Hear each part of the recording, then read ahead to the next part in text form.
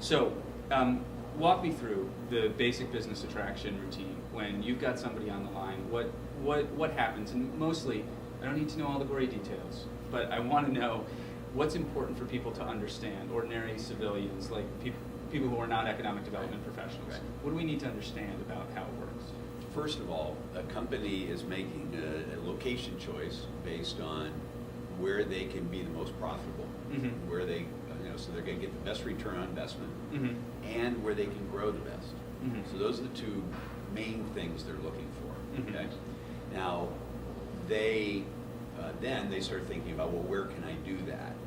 And initially, they don't really care very much about political boundaries when they do that, because the things that are going to allow them to grow and be profitable are the talent they can find, whether they're close to their customers, whether they can get the raw materials perhaps they might need, all those kinds of things. And that doesn't really have much to do with political boundaries.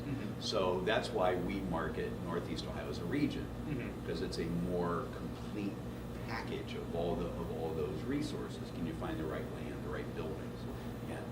But once we sell somebody on the region, being somewhere around here, because you can find the right people and the customers are fairly close, and we have good air service and all the things that we sell, well, you have to pick a place.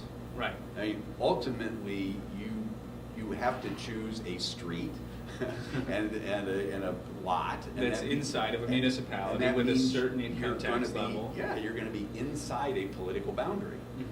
Well, now things start to get more complicated. Is that when your phone starts ringing with mayors and economic development professionals from municipalities on the line saying, Tom, what are they really looking for? Give me the inside track. We get a lot of those, and early on, somewhere in the process of convincing the company this is a good place, we will have done a preliminary survey of locations that would fit what they want.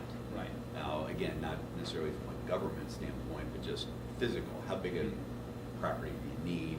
If you want to buy an existing building, what's it like? Where are those in the area, and so forth. So we will have narrowed down with the company's help. They're saying what they need. We say, okay, here's what we have.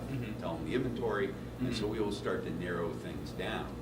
And then they will start figuring out on their own how they're going to choose which of those locations, and inevitably that then leads them to make contact with the communities, the governments that are associated with the locations that make sense physically, and they start talking to the government and start seeing what kind of support they can get from the government.